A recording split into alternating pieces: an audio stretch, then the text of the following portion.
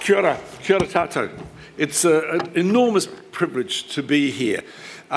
This, to me, is the really beginning. As Confucius says, the first step is the most important. There's been a few little steps, but this, I think, is the main step, where we take One Belt, One Road seriously, and to come together and to actually start putting deals together, things that will work together in harmony, in peace and sustainability. Look, when I was mayor of Waitakere City, I was introduced by the Consul General to a wonderful city called Ningbo. I fell in love not only with Ningbo but with China. I fell in love with the Silk Roads that brought enlightenment to the West. Hey, they didn't come from Rome and Greece. The Silk Roads came from China.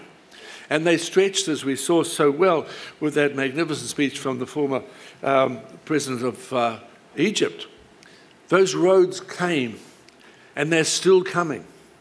We are really going back in time, but going forward in the future. Dear friends, colleagues, kia ora tātou. This is a Chinese century.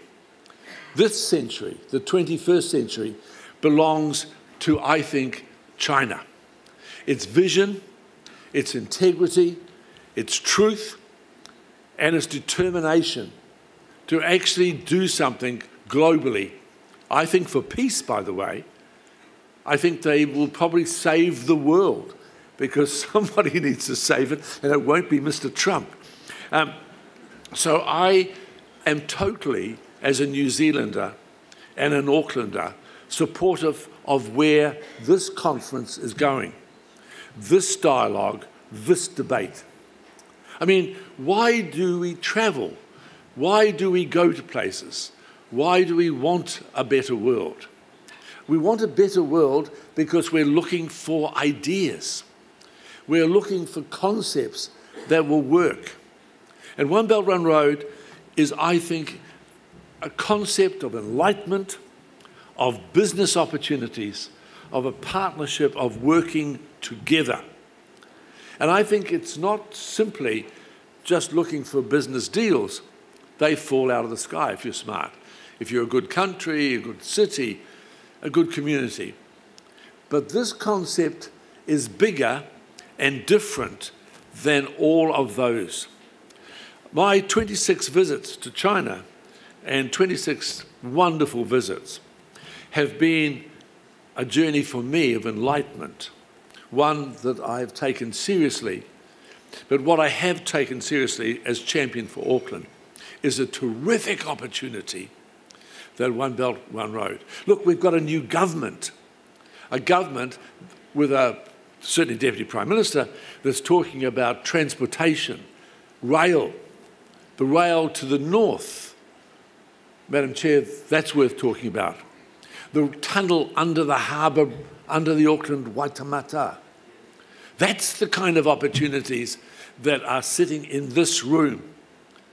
They're big projects.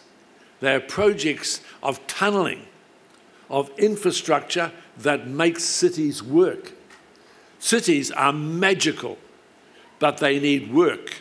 They need dreams, and they need delivery. Now, we've been without those. We've had dreams, but they haven't had delivery because it's been too hard, and it's been like climbing Everest for an economic outcome. One Belt, One Road offers those potential possibilities. With China banks here now, ready, willing, connected to China, China's wonderful relationship with this country. I was at the opening with Norman Kirk in 1972 when we opened the first embassy in the world in Kelburn. When I stood there, I never thought I'd stand here, like 50 years later, as an older man, to say, this is the beginning, but we started there. As China says so well, the water never forgets the well. China only deals with friends. We are a dear friend of China that goes back now over 50 years. More than any other country, I think, in the South Pacific, we mean something, we matter. And that, to me, is the beginning of a terrific journey. Kia ora tātou. Thank you.